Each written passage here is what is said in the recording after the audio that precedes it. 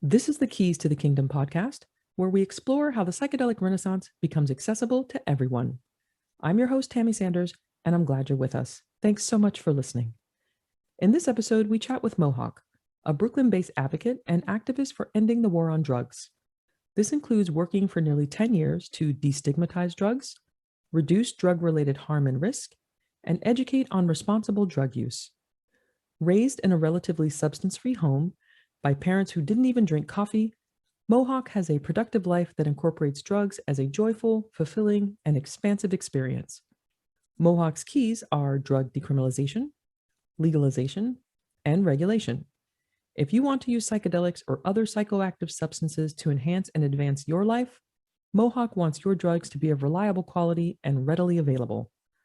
In this conversation, during which I interrupt a lot with questions, Mohawk lays it down about why drug laws don't keep us safe, why kids should learn about drugs, and why we might want to reconsider how we think about cocaine.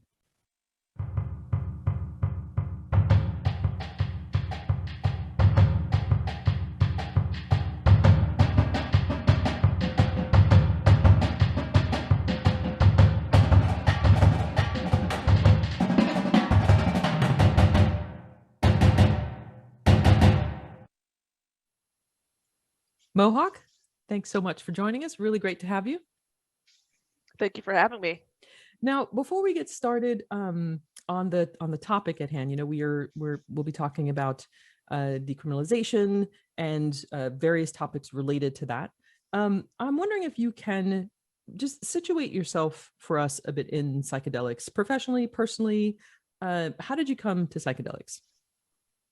So basically, psychedelics were I didn't have a huge understanding of most substances, with my exposure to them growing up.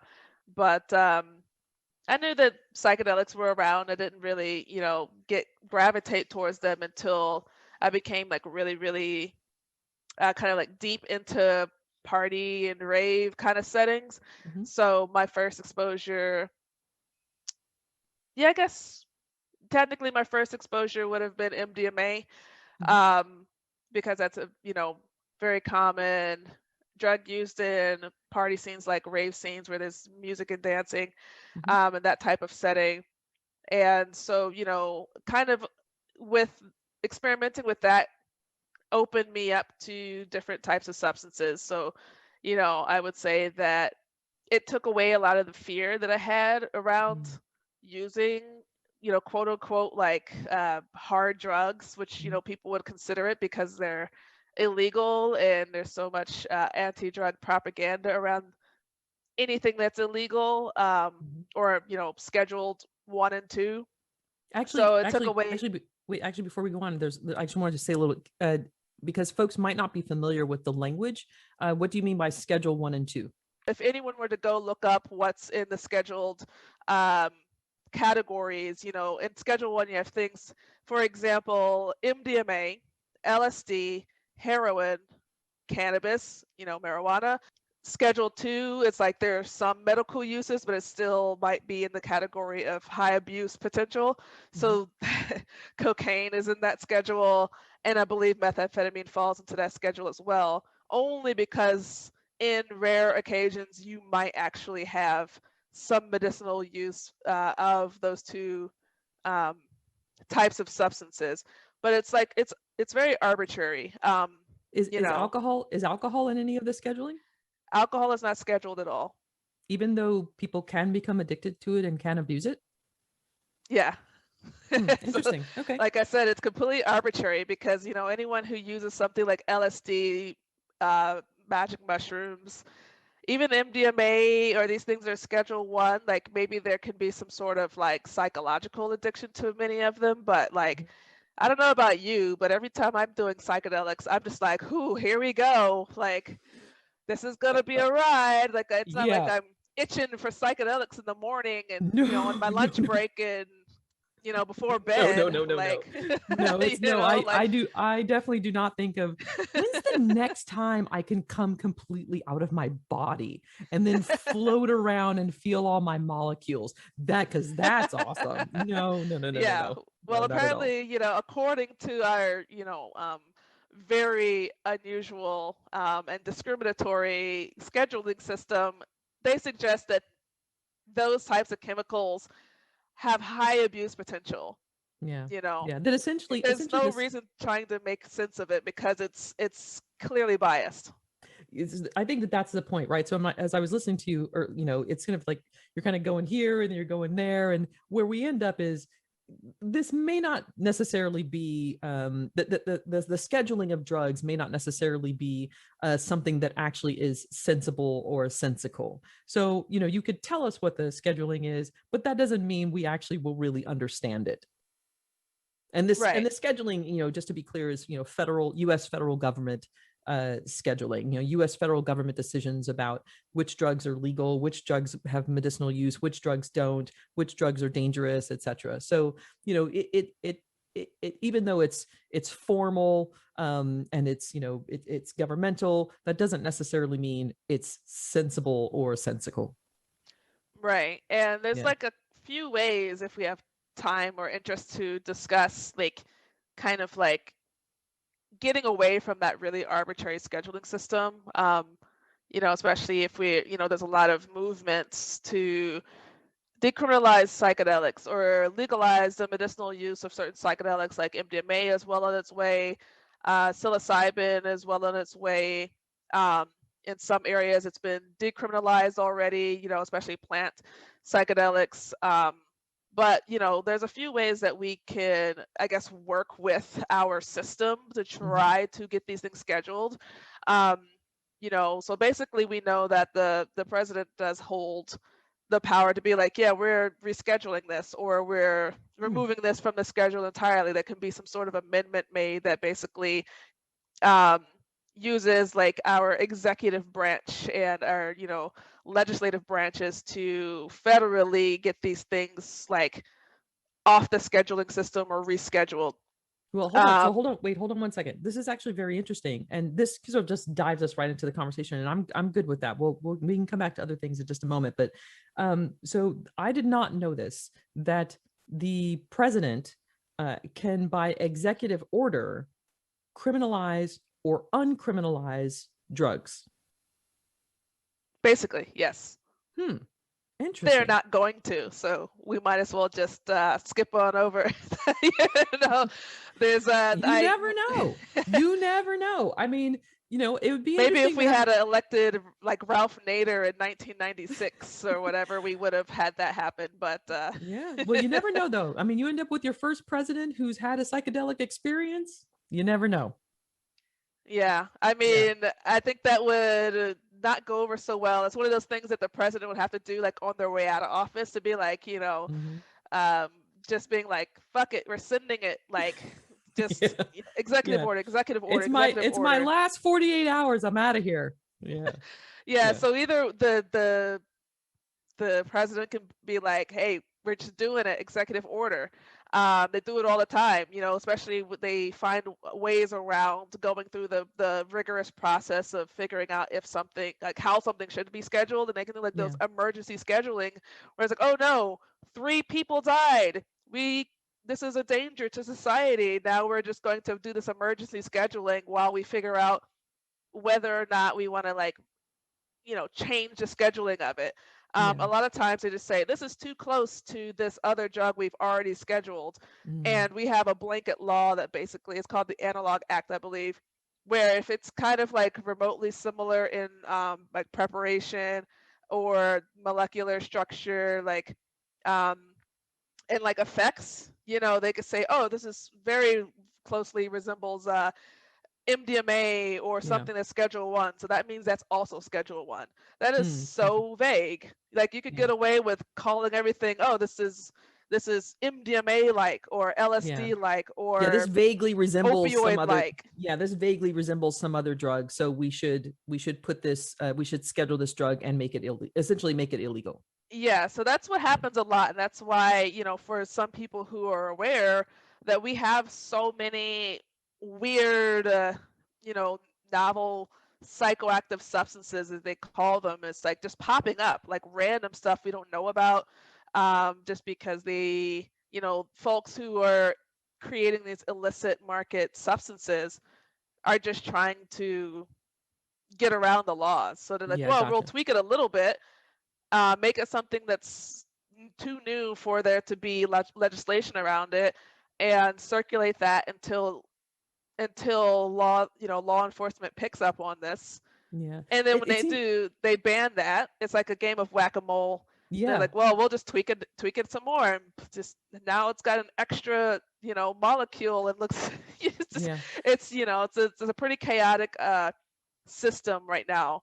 It And it then seems also, it also seems though too, like that's how you actually end up injecting danger into into the system, right? That folks can essentially uh handcraft these, handcraft drugs that are just slightly off from, a drug that you might think you recognize or might think about.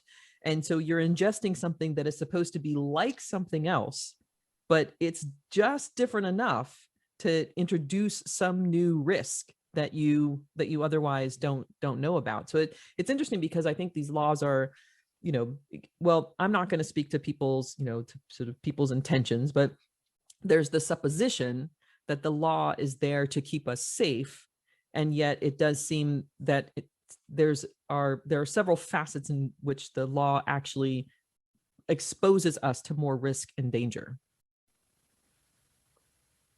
yes, exactly. Basically we've gone from substances that we have some research around, even if the research suggests that, oh, there's these high risks, at least we know that those high risks exist. We know what chemicals are, extremely physically addicting. Mhm. And even if they are, we know how to navigate that. If someone's in withdrawal from an opioid, or a benzo, it's like, okay, we know these are dangerous and this is how this can be treated, X, Y, and Z. So basically, it creates, no one's going to stop using substances just because someone said you can't do this anymore. Maybe that will deter some people, but unfortunately, like once you get a taste, sometimes get into using these substances, you don't care. Yeah. And I'm like, Yeah. not even from like a standpoint of you're addicted to it. It's because it's like this is nowhere near how it was described to me in the DARE program, or Yeah. Yeah. from Nancy Reagan, like these one hit and you're hooked things. It was like, or like they show you some person who's just like, I don't know, they make him look like paint a drug user to look like the most awful person on the planet. Yeah. Your um life has just like come your life apart. is just gonna, yeah, go to shambles. And it's like, Yeah. well, a lot of us are using drugs and we've got, we're gainfully employed, some people are great parents and Hmm. all these things. But yeah, basically like over legislating this in a way that makes it even more difficult to regulate and understand what the substances are doing is causing more harm Yeah. to people who are even trying to enjoy the things that actually aren't that harmful in the grand scheme of things. There's people who are, let's say, for example, trying to use something like LSD, but there might be other things that are being misrepresented as LSD that Hmm.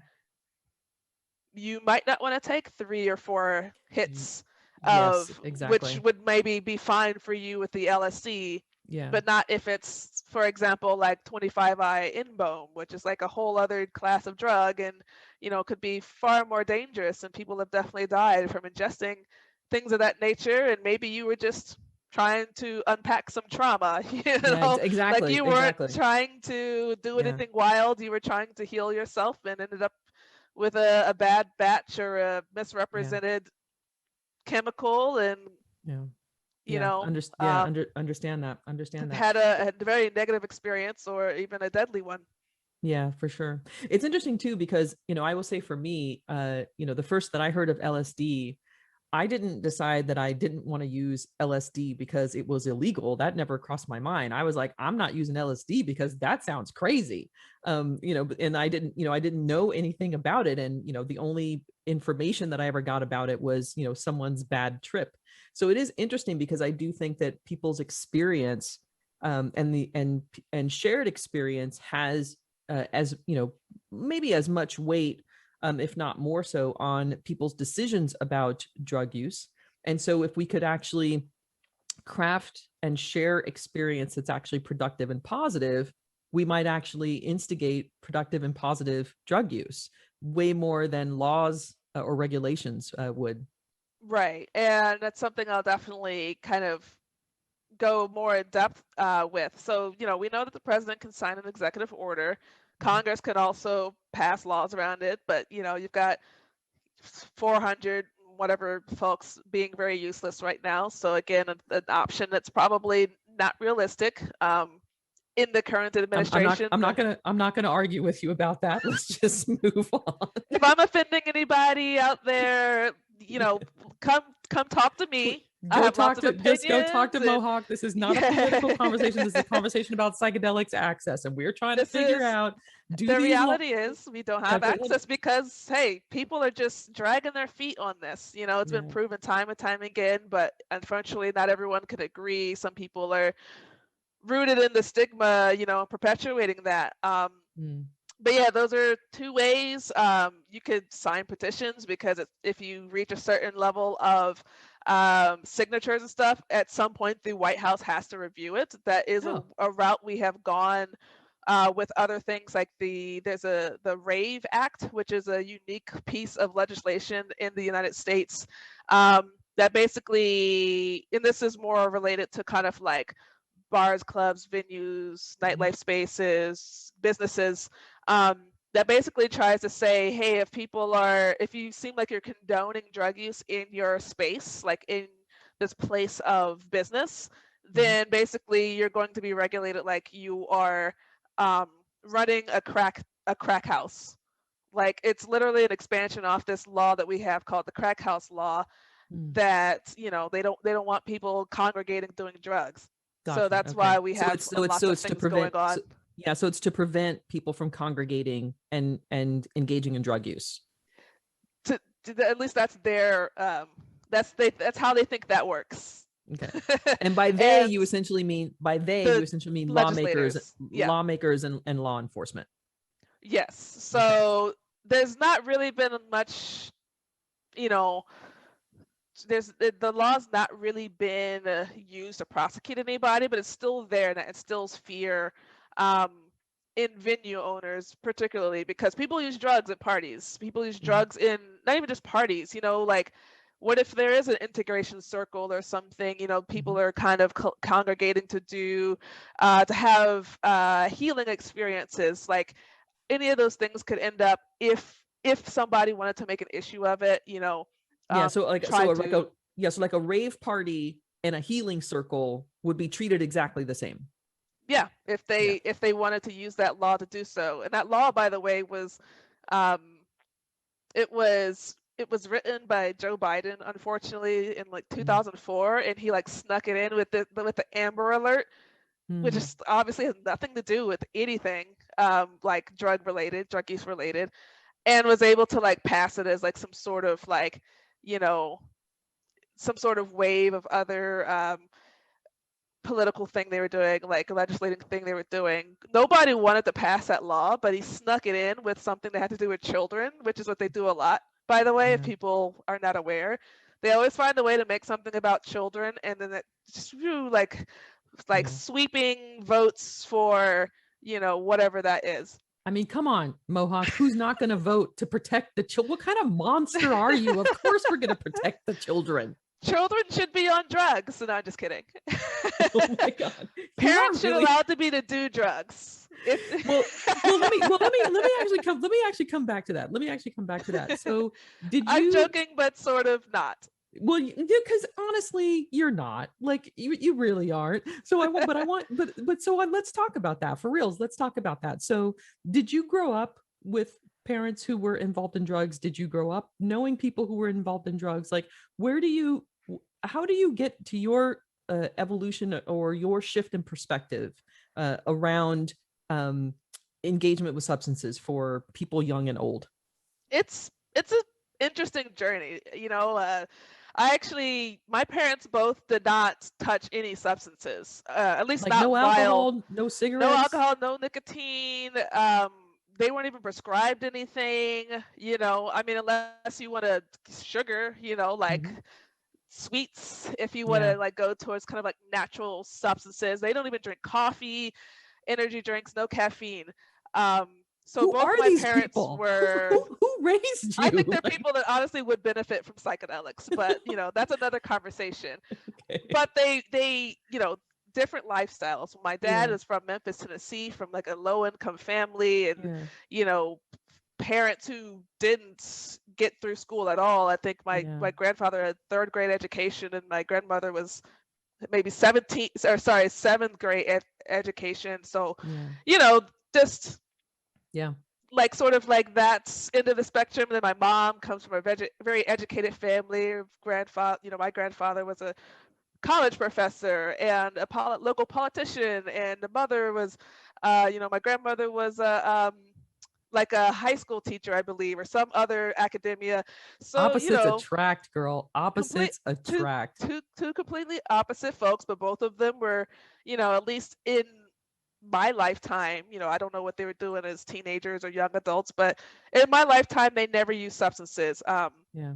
So the only substance use that I witnessed out, like, you know, in my family or in my community were my cousins on my dad's side. You know, some of Mm-hmm. my dad's sisters and their sons, and they were still living in Memphis, which to this day is not a very, you know, economically sound place to be. So a lot Yeah. of people are Yeah. still kind of, you know, hustling out there. Yeah. And Yeah. so they were, as far as I'm aware, involved in cocaine selling. I don't know if they used it. If they Mm-hmm. did, it's not something that a 7-year-old would really like understand what's going on. But, you know, I was aware that they were selling cocaine for sure. They were in and out of prison. There were photographs of it hidden in my grandmother's closet. I don't know why. I don't know why they thought that was a good idea. Just little photographs with bricks of cocaine and just Yeah. weird stuff. Yeah. You know, which I just we just need to let it lie. You know, it's hard to understand what the that's just heck people are thinking. incriminating information. I don't know. I Yeah. guess it was kind of like the 90s version of the selfie now of like, you know, Exactly. flashing a wad Ex- of money or something exactly. like. That was your bling, your picture of your cocaine bricks. That was your bling. Yep. So I was aware of that much going on, but I wasn't really in direct contact with um, a lot of that type of use. And my uncle and my grandfather drank a little bit here and there. My Mm-hmm. grandfather also smoked, on my mom's side, my grandfather also smoked cigarettes almost till his death, which was unfortunately due to lung cancer or Mm. lung cancer related complications. So Yeah. that was it. I, you know, grew up around people who sort of did some things, and I Yeah. left it alone. Didn't seem to appeal to me until I got to college, and you know, I started drinking and realizing, oh, this is why people find this enjoyable. Like, Yeah. it changes your perspective and it changes your behavior in ways that maybe are pleasurable for you. You know, especially if you And have sometimes social anxiety or something yeah. like that. Yeah, sometimes freeing, right? Yeah. It can be a little bit freeing for you. Yeah. Yeah. Yeah, and I mean, as far as I'm aware, my brother, I have an older brother who's 6 years older than me. As far as I'm aware, he had dabbled in some things in high school too, but he was much older than me, so I didn't know what he was doing in his Hmm. private life with his friends while I'm at home or in school. You Yeah. know, I didn't understand any of that until I was much older, you know, and basically already also doing it.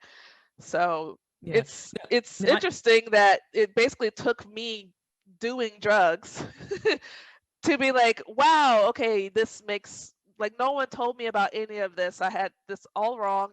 You know, didn't I had friends who did it in school and stuff, like whether it was weed or LSD or um, pharmaceuticals and stuff. It wasn't until I started to experiment with things that I was able to be like, this is nowhere near what they told us it was, and you know, let me do some research and reformulate my opinions around this. yeah. So it sounds like drug use became part of your drug education, and it actually needed to become part of your drug education because it was sort of maybe like, so the clearest data point for you, like drug use actually provided some of the clearest data points for you, and some of the most reliable data points for what drugs should or could mean to you. Right. Yeah. I do Yeah, have and to it's say, I'm an oh, I'm sorry. Go. intuitive person, so I was just gonna say that basically it's like by the time I started experimenting a lot with substances, I was, especially like we were talking about the different contaminations and misrepresentations of substances, got to a point where it's like I'm doing different things I'm thinking are the same, and they were not. They felt different, and I'd be like, why is that? And so I'm a person who's going to just start Googling around trying to find answers if no one's telling me. Mhm. So yeah. Yeah. Yeah. Now I will say, I've said this before on this podcast.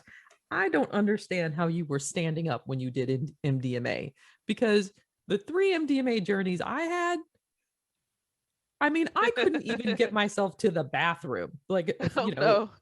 for like 6 hours, like because I wasn't in my body. So I just don't How high understand. of a dose of MDMA were you on? Well, I was on a journey dose. I was Okay. on a dose that was intended to, sort of really move me along. So it was definitely, I was not microdosing. It was definitely big dose. Um, and and Yeah. and the reason for that is because, I was taking MDMA specifically for healing. I was taking MDMA to um, push me to go in and investigate, my trauma, and break it apart and examine it, and decide, what to do with this, what to make of this. So, I definitely was taking doses that were quite significant, but I can also imagine that, there are folks at raves taking quite significant doses. And I really don't know, like, how you listen to like music and, like, walk around and touch people like that. That for me is just, so I do think too, it's interesting to just keep in mind too, that one person's experience is not everybody's experience. And Right. it's important, I think, to, if you are going to be curious about this, to get as much information as you can from others, get as much information as you can from reading. But then also, there's a degree to which you're going to have your own experience, mine that experience, and trust that experience. Yeah, and there's definitely different ways that you could, like you said, you were taking basically a therapeutic dose, like you Mm-hmm. wanted to be out of your body. Mm-hmm. Um, Most people who are trying to party on the substance, I mean, there were a few times where like I took doses so high I couldn't get out of the seat. I would probably roll around on the floor a little bit, like I felt very jello-y, and Yeah. I wasn't up and dancing to the music. But there, once I kind of like understood how certain dosages and whatnot impacted my ability to make the most of the drug in that setting, then it was like, oh, maybe I shouldn't take 200 to 250 milligrams of this and attempt to dance, because that's probably not very safe, and that's Mm-hmm. probably not going to get me where I want to be, because I'm going to be on the floor, you Yeah. know. Yeah. So what I hear you saying is, you start to inject some responsibility and some awareness into how you are engaging these substances. So you're a young Yeah. person, you're discovering these substances, you're discovering what they might mean for you, what kind of experiences they can help you have, and then you're also learning, and this is really what makes sense for me and what doesn't make sense for me. It's interesting because we really don't have a structure for helping young people learn this. We just tell them, don't use it. That's how you can be responsible. Just don't use it. And we don't, there's sort of nothing in, there's nothing else outside of that. Right. So like I guess it kind of gets into, whether we decriminalize or legalize things, and how do we inject that sort of information, because one one's solution doesn't necessarily cover that education. So um so so actually, so let me so I let's go there. I want to actually talk about, because when we were doing prep for this, you and again, I am fresh to this conversation, so it really has been helpful for me to understand these various aspects. So you talked about decriminalization, selective legalization, and regulation. I wish we had I wish I could like pull up a Zoom whiteboard and we could, draw a mind map and have you talk about, visually discuss this. But right now we're just going to have to use our words. So if we, help us understand, decriminalization and selective legalization and regulation, how do they relate? How are they different? Yeah, so there's actually like two um, two things I want to bring up real quick before diving into that. Sure. So what we're seeing right now, seeing a lot of right now, are people trying to um, legalize things or decriminalize things bit by bit because, like I said, the federal government, they're sitting on their hands as far as this particular topic goes. They're not interested in changing anything right now. So we're seeing state State by laws, state is a city way by to city. override, yeah, city by city. Each municipality basically has some ability to override federal law. It Mm-hmm. will get them in trouble sometimes, like when we saw California, which, you live in California, when they first legalized medical marijuana, they didn't just let dispensaries open all willy-nilly.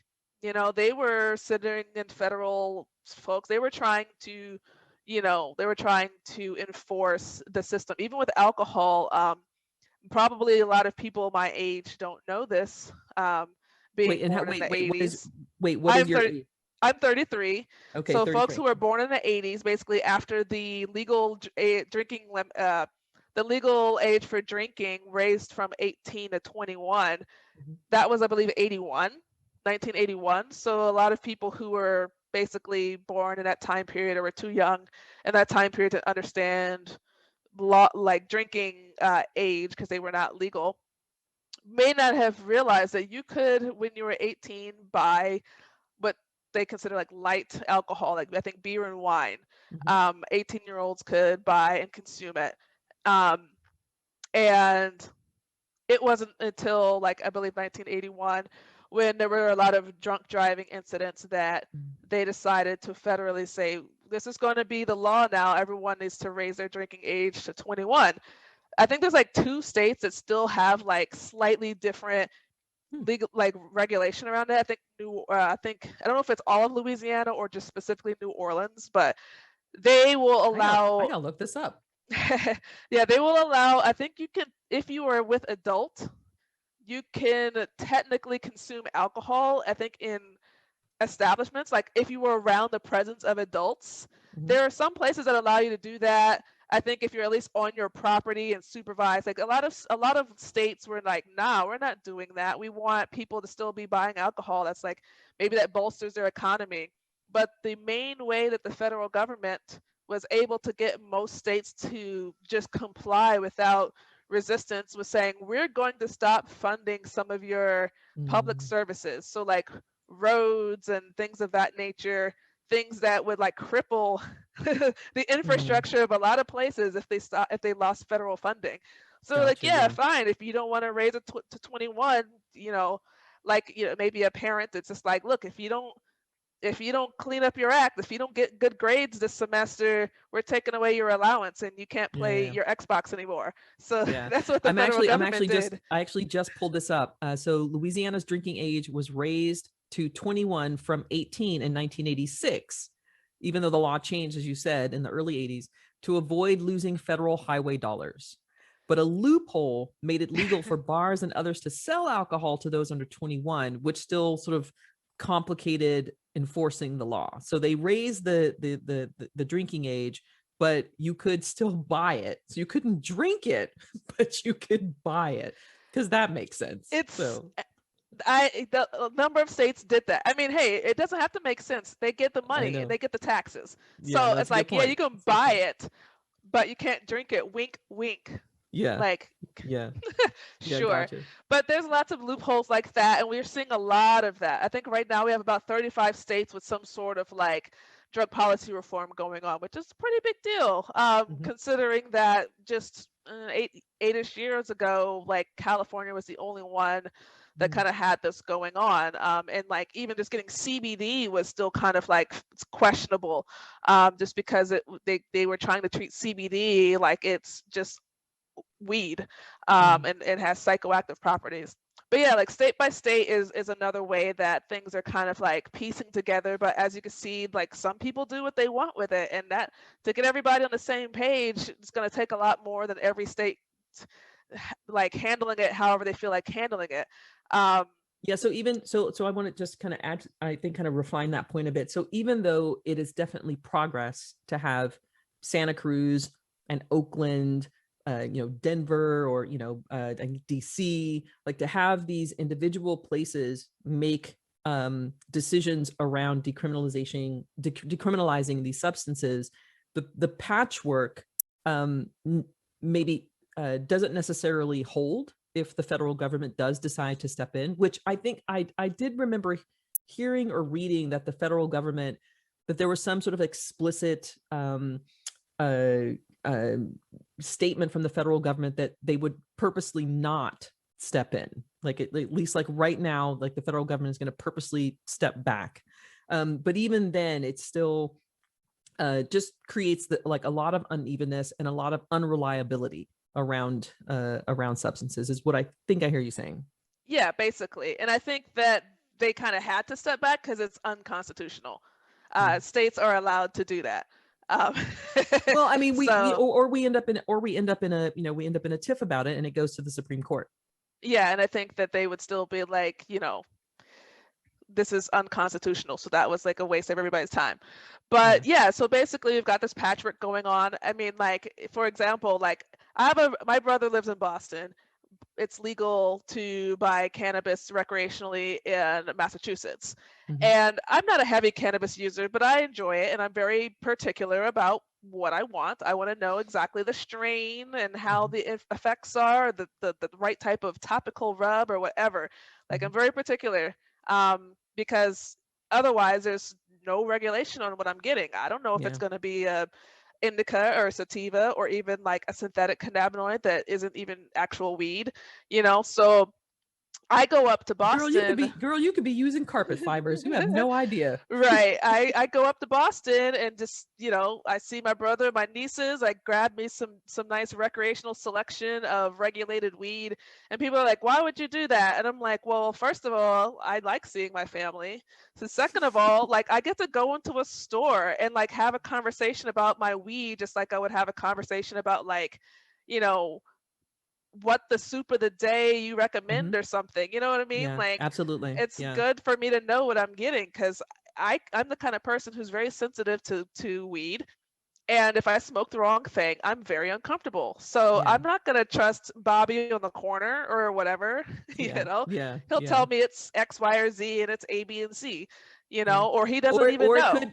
It could be because, we're very gender forward in some ways. It could be Regina on the corner, but it still doesn't matter. Of course, Regina or Spot or whatever gender neutral, feminine, masculine name. Exactly. You might still get some bad weed is the point. Like you end up saying some. And it is interesting because I do think that this is sort of the last area where we have just said, you just have to take your chances, right? Like, you should know what's in your food. You should know what's in your water. You get to know what's in your bourbon. You get to know what's in your Budweiser. But for this stuff, you just have to take your chances. Right. And so like that legal regulation that we have in some places, it's beneficial, but like I have the privilege of being able to like move around to get to those places, whether it's DC or Massachusetts, they're close enough for me. I can do it. Not everyone can do it. Not everyone has the means for that or whatever. And also it's a little bit more expensive to get things from those dispensaries. So it's like, again, if someone only has $35 and they're trying to get their stuff, they're probably not going into a dispensary with that. They're not going to be able to get the same quantity.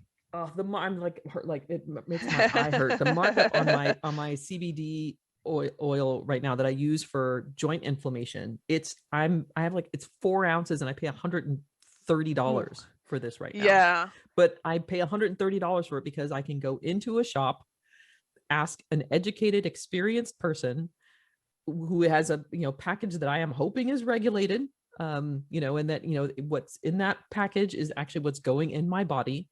So being able to sort of pay for the privilege of ingesting a substance that you can trust to some degree, you're absolutely right. Like, not everyone, I mean, just imagine if milk was $140 to make sure that you got good milk, right? Like, Right. this is what we're working with right now. Right. And I think that as it's a new system for us here in the US, but like we have all these different ways of basically like legislating this stuff. And another thing I've been seeing, especially with like ketamine, MDMA, like a lot of psychedelics, people are really pushing that medical edge because they know that um, if you can get something FDA approved, you're in the Mm-hmm. door to Yeah. use this stuff. Yeah. But Now that you've got means momentum. Now you've got you've momentum. got momentum, but now that means you have to prove its medical value. It's very difficult to do that for a lot of things. And also, like, alcohol has no medical value, like in Mhm. the grand scheme of like, you're not being prescribed a shot of whiskey for your back There's a aches or lot of something. there's a I mean, lot of there's a lot of self-made medicating people getting through the pandemic who would oh yeah, disagree with I'm you, not girl. I Like, I am not knocking how anyone gets through the day. I remember one time I had such like my body was so out of whack. I had some sort of viral thing going on that just amplified my pain so bad that I couldn't get out of bed. And they would not prescribe me opioids or something that would actually help me function. So I was taking shots of tequila with ibuprofen, like alternating ibuprofen and acetaminophen, like trying to not destroy my liver. But it yeah, was like, this is the best I can do because I yeah, don't like because naproxen is not gonna help. yeah, Like yeah. over the It's that counter self. painkillers are not strong enough, and they didn't want to give me an opioid. And so I was just like, I will combine all these things and hopefully not die and get through the week. So I'm not judging Actually, anybody. I'm saying like the government doesn't recognize it in a medical way, but we're for still allowed sure. to use it. Yeah, for sure. And actually, to that point too, I can't let this point get away without calling this out. Because of the opioid crisis, and the escalation in opioid abuse, we now have this pendulum swing of where it's like, even it's more challenging to get an opioid prescription when you really need one, right? Because we are so concerned now with people abusing opioids. So now you're like trying, like, could you please just give me some opioids? Like, what do I have to do to prove that I will use these opioids responsibly? Please, for the love of God, give me some opioids. And Right. it can be very hard to get them now. So then now you have to go do this other whole sort of, rigmarole of a regimen trying to, and fortunately, you managed to be okay in it. But what if you had miscalculated something? Right. And Yeah. I feel, and I would not recommend that to anybody. I did it because it's like, well, I kind of understand how these things work, and I could Yeah. probably just so I could get up and get to the bathroom. I couldn't get to the bathroom. I was in so much pain, Yeah. make a meal, like just Yeah. so I could do the basic things of survival. But you happen Um, to know enough about drugs yeah, because I was you've doing spent my a best. yeah, exactly. You've spent a lot of your adult life thinking very deeply and being very active about drugs. So, you could sort of do that, but that is not, again, we're talking about access here, right? That is not Right. That is not accessible. functional. And I've Yeah. known people to die trying to figure out alternatives that they had access to, Yeah. Yeah. whether it was opioids or just something else. Like there Yeah. was even a whole case where someone was trying to use DMT for therapeutic purposes, and they were actually going to, I believe was it during the pandemic or it might have been before, but like the person who was going to do this um, experience with them. I don't know if they were actually a shaman. I'd have to like review the case again. But basically, they were going to video conference with the person who sent them the substances. Yeah. It was supposed to be DMT. The person thought it was DMT, but whatever, whoever they ordered it from or picked it up from, it was not DMT. It was something, I forget what it was, but basically the person witnessed them overdose and die while video conferencing with Wow. them, and they were trying to use a substance for healing. Yeah. They weren't trying to even party. They weren't even like depressed and being like trying to off themselves. They were Yeah. like, stuff like that happens, and it's rare, but it happens. And it gets even more, um, the the level of danger increases when you're already dealing with substances like opioids, which can have their own deadly effects. Yeah, for It's sure. even DMT's probably not killing anybody, but like the fact that you can get something that you thought was DMT and it kills you is like terrifying. Yeah. And I Um, think, that actually, like, that sums up why you do this work, why you do the work of decriminalization, and why you're sort of, in this area. So we have to come back to this, like, help me yes, understand we're decriminalization. coming back to dec- de- decriminalization and legalization. I just want people to understand like this is where we are, yeah. like with all this weird patchwork of different variations of laws, and we see how it's not working very well for Yeah. access. It's not really protecting people. You've got decriminalization options, you've got legalization options. And one of the legalization options is that FDA route, which I was just saying. Now you gotta like really dump a lot of money into research to prove that this is going to help cure something. And then you get down to patents. You can't patent something that's already technically been patented. I think MDMA was a Pfizer chemical, so they're technically using something ever so slightly tweaked differently. Mm. That is close enough to MDMA that they're going to call it MDMA. And this is information I've gotten from folks dealing with the MDMA trials. Like actually they have it. I think they have like a 10-year Yeah. whatever on it. It's a They 10-year have an patent. agreement. Yeah. Yeah, they have an Yeah. agreement to use it. Yeah. But anyway, like that's very complicated, and you have to have a lot of money and resources to do that. And if you want cocaine to be legally available, I want cocaine to be legally available. What do we? Oh, how are we going to justify that for some people? They tried using cocaine back in the day, and they realized, ooh, maybe we shouldn't use cocaine for like toothpaste and Yeah. You don't put it in everything, in right? Okay. So Coca-Cola. yeah. So So actually, yeah. Wait. So hold 1 second, because this is actually okay. very interesting. And this is also something, like, again, for those of us who read Carl Hart's work, he talks about this quite a bit. So first of all, a question for you: why would anyone want cocaine to be legal? So why would you want cocaine to be legal, for example? So this is literally getting into the decrim versus legal thing. Exactly. For example, I would want cocaine to be legal because cocaine is one of the most, if not the most, adulterated drug, period. Like there is so much crap that people put in cocaine or pass off as cocaine when pure cocaine is actually quite desirable and quite useful. Like it can be used in the same way that psychedelics in some cultures are used. It can have those therapeutic properties that people seek.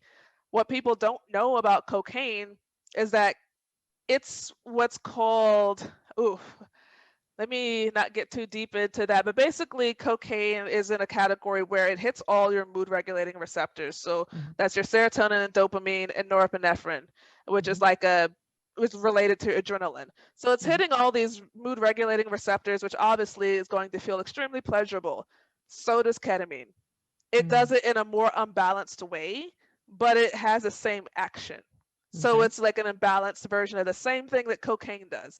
And we're all pretty much okay with ketamine at this point, especially since it's now FDA approved and people are like, oh my God, it can treat depression and Yeah. addiction and all these things. It's like, well, So you're suggesting that the so reason so then so, let's have access to good cocaine, because yeah. when we don't have access to good cocaine, like now people are saying there's fentanyl in it. I mean, maybe there is. I'm not saying there isn't. It's very difficult to prove. Yeah, but so essentially But what you're whatever's going on, lots of harm is coming from shitty cocaine.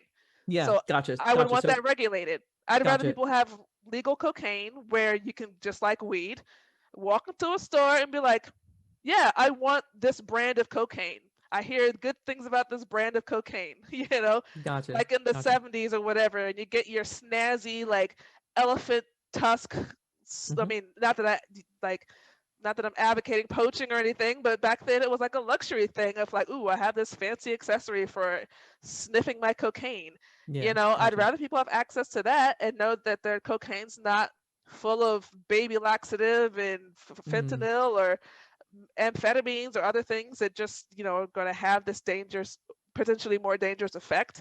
um gotcha. So let me sum that up. So I'm hearing two things. Number one, is that actually cocaine might have therapeutic use, but most of us don't know that because we've never been exposed to the notion that cocaine would have therapeutic use. What I know about cocaine is Scarface. So essentially, the notion that there would be some therapeutic or developmental reason why you would use cocaine is incredibly foreign, right? So that's the first thing, is you're like, wait a minute, we actually should rethink this. There's a possibility for cocaine to actually have some therapeutic helpful use.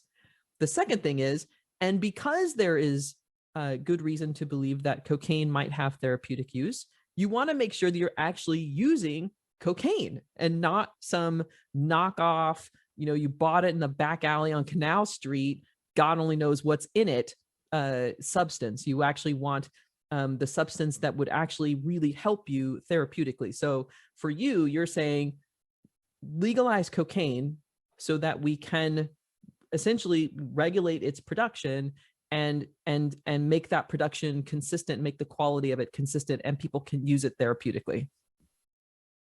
Yes, absolutely. And that's Okay. with legalization. So let's, kind of differentiate what's legalization versus, decriminalization. And regulation. And right, yeah. So we So got with decrim, legalize, regulate. right. So decriminalization is basically just saying we're removing criminal penalties from whatever they decide, possession, use, however they decide to set up the decriminalization kind of language.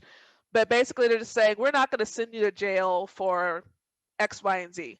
It doesn't mean that suddenly the drug market is now going to have pure substances, because the supply chain hasn't changed. It's just the penalties that the user may face has changed. Just like if you get a speeding ticket, you don't go to jail, you just have to pay that ticket. So a lot of times it's like fines, maybe some community service, like there's, some level of quantity that they will just be like, you shouldn't have this, but you don't go to jail, you get $100 fine or something. Okay, I think that's how weed was for a while in New York. Okay, so hold on one second here. I have two questions off of that. So the first question is, does decriminalization typically focus primarily on the user of the substance and not the seller of the substance? Like, I live in Monterey County, and one of the most beautiful aspects about Monterey County is all of the woodland here. But it is also the case that, rangers will run up on, vast swaths of land that are being used to grow weed or grow substances.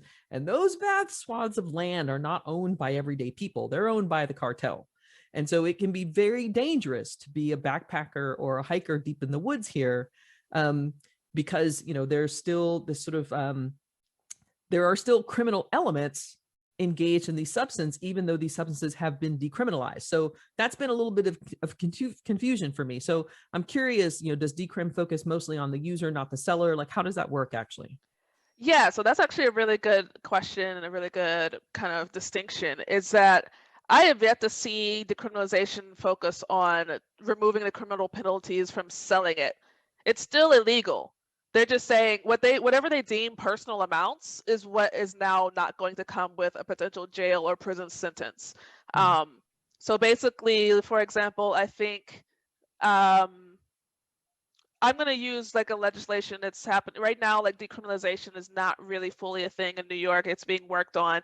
But the original language of the decriminalization bill, which we're working to change, considered anything that was, I think, a Class B misdemeanor, like whatever the quantities were in the Class B misdemeanor and below, would be considered decriminalized for personal use. They would consider that personal use. And I think that was like, the amounts are usually really arbitrary, of like, X amount of grams of this or X amount of grams of that. And it's really weird. Sometimes it's still really discriminatory and arbitrary. However, we're trying to say, if we have this 911 Good Samaritan law, which basically says, even if you have up to 8 ounces of drugs, which is a lot of any drug, or any amount of cannabis. So you could have, like, I don't know, 4 pounds. If you have like let's say 4 pounds of cannabis in your vehicle, but someone is overdosing and needs medical attention, you can call 911, and those 4 pounds of weed, they're going to pretend like they didn't see it because they just want to deal with a medical emergency. So if you have up to 8 ounces of a bunch of drugs, you should still call 911 for this person, if that's yourself or someone else in your, in your midst that is experiencing a medical emergency, whether it's, especially if it's like drug related. They just want to be like, listen, don't be scared to call 911. You're protected up to this point. So I'm saying, at least I'm advocating for, if we have that law that's concerned about people's health and not concerned about the amount of drugs they're in possession of, we might as well decriminalize with the same criteria. If we're calling that personal use should be 8 ounces of all drugs and any amount of cannabis. Gotcha. If I can call 911 with that amount, then I should be able to carry that amount. Gotcha. Okay. But anyway, that's an example of decriminalization. Like, it's about the personal user. Selling it is still absolutely illegal, and you are not protected in any way. And if for some reason you have more than 8 ounces, if the law were to say that 8 ounces is personal use, if you have more than that, then it doesn't apply to you. Like, you are still, now it's like a class A felony, and Gotcha. you will then be charged in that category. So it has nothing to do with the sellers. I know a lot of people don't like they associate a lot of drug use with supporting, those criminal like cartels and things, but that's because it's still completely unregulated. Yes, that's what I wanted to get to, that like decriminalization seems like it doesn't, it's a step, and it's a small step. Scratching the surface, basically. Yeah, you still are, injecting some chaos and arbitrariness to to usage as well. One thing that I'll say here, though, Joe Rogan, I've referred to this before too on the podcast. Joe Rogan talked with Carl Hart, I think for the first time in 2014. So if you go on Spotify, and I'll put this in the resources, the show notes here. You can see this conversation between Carl and Joe Rogan. You can see this one in full. And Joe Rogan said, that with decriminalization, it just seems like it just sort of sets us up for like a lot of aggravation, like tickets and fines and arbitrary application. And, Black and brown people are probably going to get harassed more than other people because that's the way things work in America. And Carl Hart had a very interesting response for this, at least at the time. This is one of the reasons why I want to talk to him, because I want to see if he still has this perspective or if he's changed his perspective over the years. But he said that at the time that America was too ignorant for drugs.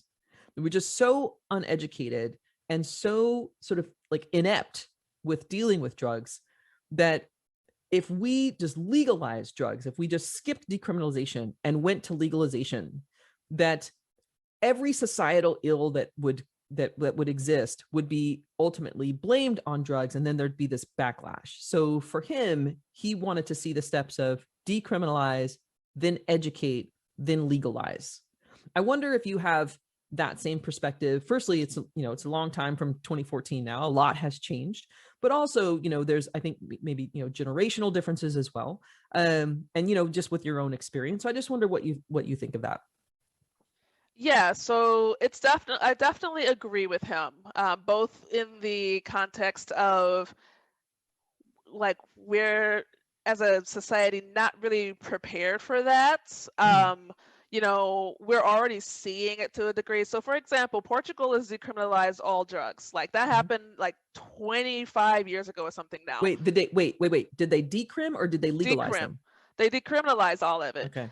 But they still have contaminated drug supply. They still have to have harm reduction agencies doing all of the work of like helping educate, because like nothing has changed but the fact that use is, not a criminal penalty to a certain degree. So, we we still have lots of things that would kind of work against harm reduction, like even having a syringe exchange program is illegal in a lot of states or cities.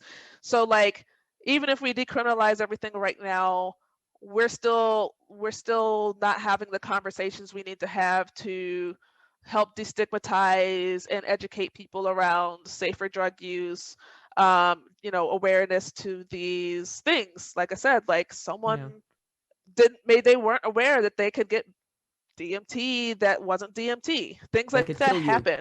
And that's That could, literally yeah, that could my kill you. role in a lot of the work that I've done is being a harm reduction educator. But like people are super resistant to that because they feel like it's promoting or condoning drug use. There's still this moral thing. So even if we decriminalize everything, that doesn't change people's opinions all of a sudden. Yeah. Gay marriage was legalized like what, 5 years ago, 6 years ago, and people are still like, like the gays shouldn't be allowed to marry. Like that doesn't change shit. So, Yeah. we've got to be able to do both. And like decriminalization, like I said, scratching the surface. At least we're not putting more people in prison over that shit. Yeah. That doesn't, I think with some decriminalization, some places are saying, okay, we're also going to release people who are in prison for the things we now decriminalized and give them their rights back. That's And not expunge happening in enough. Yeah, yeah, expungement. expunge the That's records. not Yeah. happening enough, which is kind of why it kind of pisses me off. Because we should know by now who's the most impacted by those policies.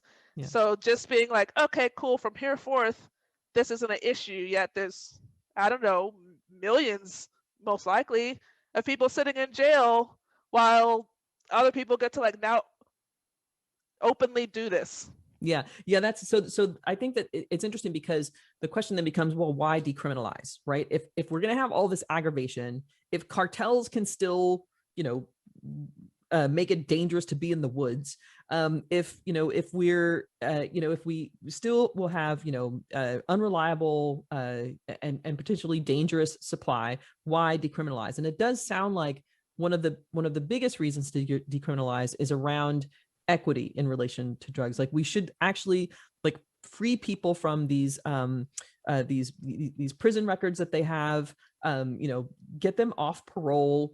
I certainly have people in my family who have done time for drug offenses. They're just in the wrong place at the wrong time in terms of, they're in states that aren't interested in decriminalizing, and they're watching this flourishing economy in states elsewhere that they can't touch or tap into because they're on parole and can't leave the state that they got busted for using drugs in or selling drugs in. So it is interesting because it does sound like decriminalization has its utility in that it could at least sort of lower the burden that's being borne in the so-called war on drugs. And then it also could be that first step toward, especially if you couple decrim with education, it could be that first step toward changing or evolving people's perspectives around drugs. Yes, so that's exactly why decriminalization is really just like a first step, and shouldn't be like the only action. It's also, I would say, the most accessible, as far as like um, getting your foot in the door legislative wise. It's easier to be like, hey, just stop putting people in jail over this versus like, let's now sell this in stores or like Gotcha. allow people to sell this at all. Um, like that's a harder sell, especially since some people really do believe that certain drugs are really bad. And a lot of the people who are in favor of decriminalizing it are still like more in the mindset of like people need help. We should like be focusing more like less on like punishing these people and like maybe redirecting funds to like public services, whether it's like, I don't know, program like maintenance programs or educational programs, whatever, like helping people in some Yeah. way. So um essentially defund drug laws, yes. right? And then And I think redirect that money. slowly, Yeah. yeah, and then slowly that kind of helps gain a little bit more public um acceptance, because they're now able to see that things aren't getting worse just because people aren't being thrown in jail over possessing and using substances. And now, like, even in Portugal, where it's been decrimmed for like 25 years, they're seeing like lower drug use, like use of problematic drug use. They're seeing lower rates of crime and all this stuff. Like, they're seeing very good results from just not directing so much energy and resources into just throwing people in jail for this. And then what? They get out, and because they've been stripped of many rights, they can't even get a job. They can't. So what are Yeah. they going to probably It do? just, Go yeah, back to just selling drugs, exactly. It just or creates get all on these add-on. drugs because they're now like, well, life is kind of screwed up for me. I don't know what else I'm going to do. So, Yeah. I It think just it's that creates first it. step. Exactly. Just like the criminalization, like we know it, I essentially what I hear is we know criminalization doesn't fix it really and makes it exponentially worse. So let's at least try decriminalization. At least let's not make it worse. Right.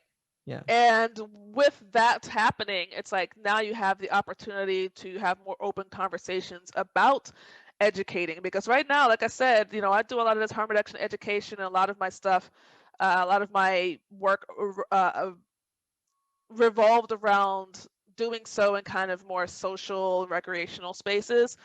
And people don't even want to have those conversations because they're like, oh my God, this might be seen as me condoning or promoting drug use in my space. Yeah. Even if they're like totally aware that drugs are being used, they don't even want to pretend to like they even acknowledge that or anything, because they might be punished for it. They might be fined, have their whatever, because that's considered illegal here.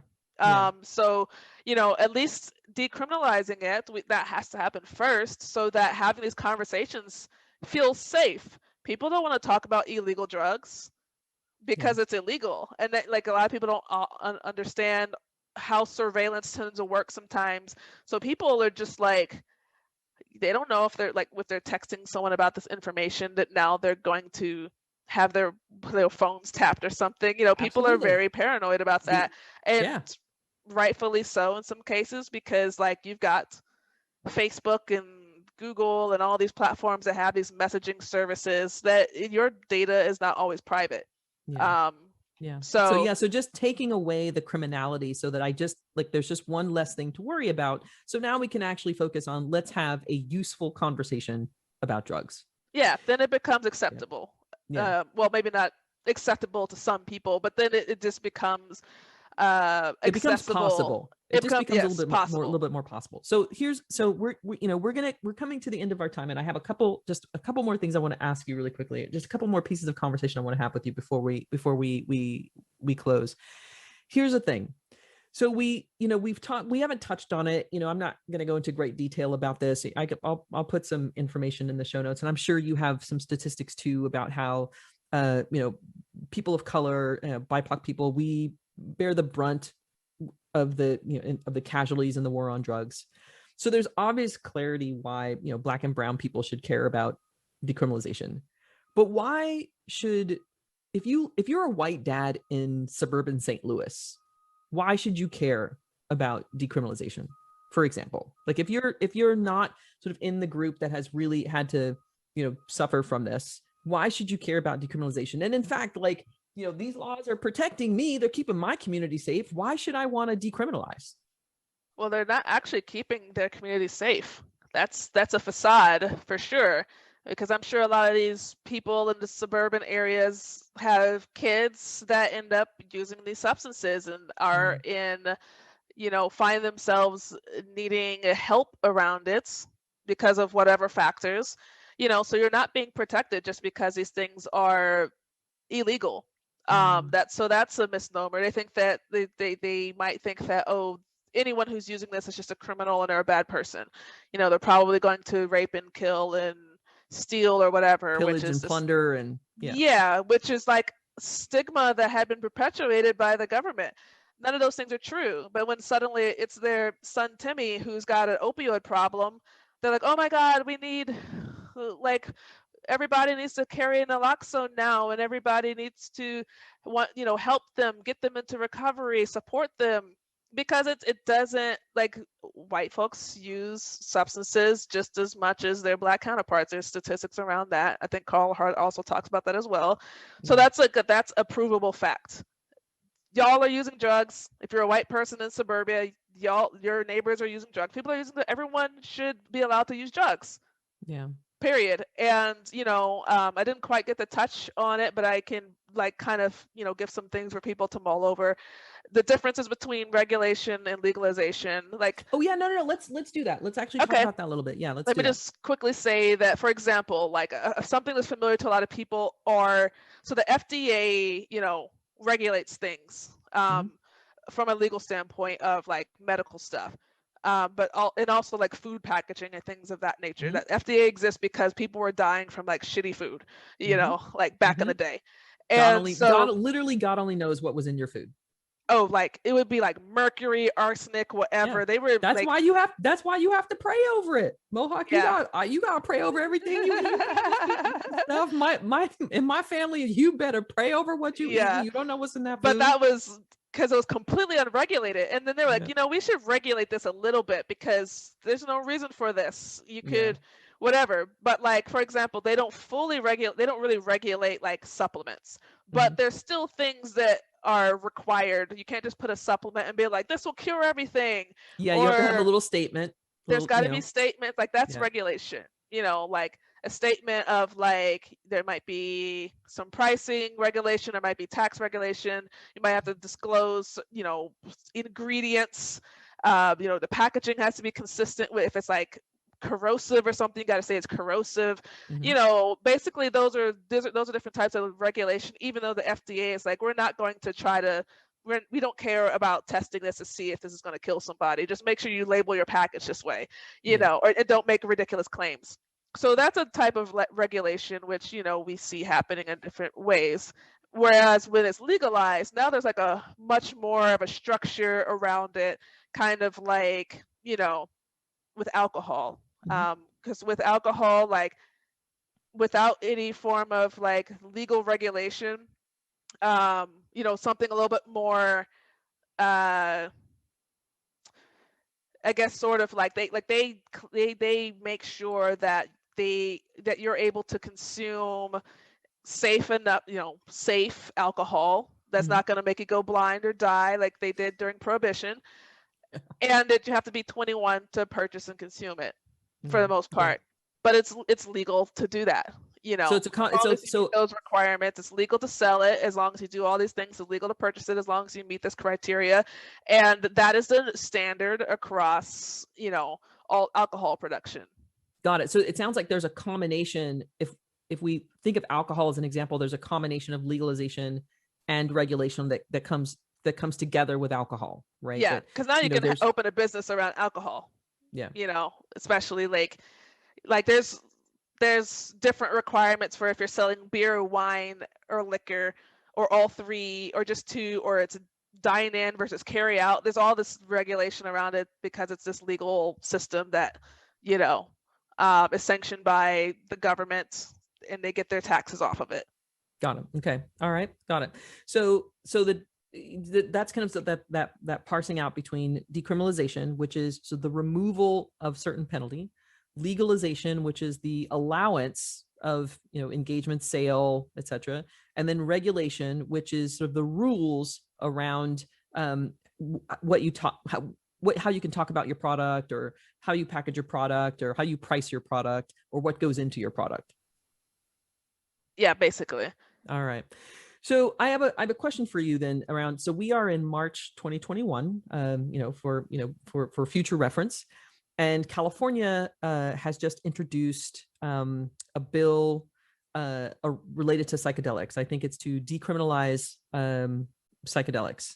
I think I need to look up the detail here because I don't remember now if it's to decriminalize psychedelics or to legalize psychedelics for medical use. I'm not exactly sure what the bill is, but I know that there's been some announcement made recently. I'm curious what you think about this. Like, what can we expect in sort of like how long the journey takes for this? What may or may not change as a result? Is this really something to celebrate, or do you look at it with a little bit more caution? What are your thoughts?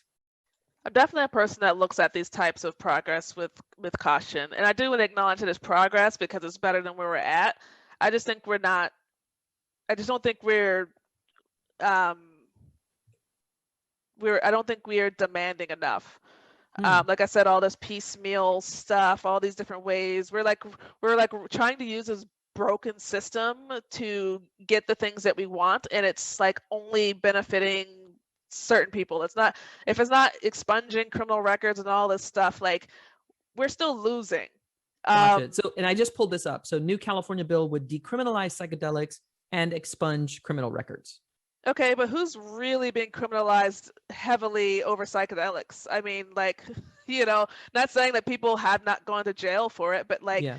that's not really where the focus is. It tends to be on the things like cocaine, methamphetamine, opioids, even cannabis when when it's still illegal in those municipalities. So it's just like, I mean, yay for people who want to seek healing with psychedelics and aren't already in jail or something over it. Like, I think that that's good, but also I feel like even before, even when the focus was more on cannabis before it became psychedelics, this medical distinction is highly troubling for me because it just starts to create a different type of stigma, of us trying to appeal to this, like it has medical benefits, and So like if you're not using it medically, then you're using it wrong.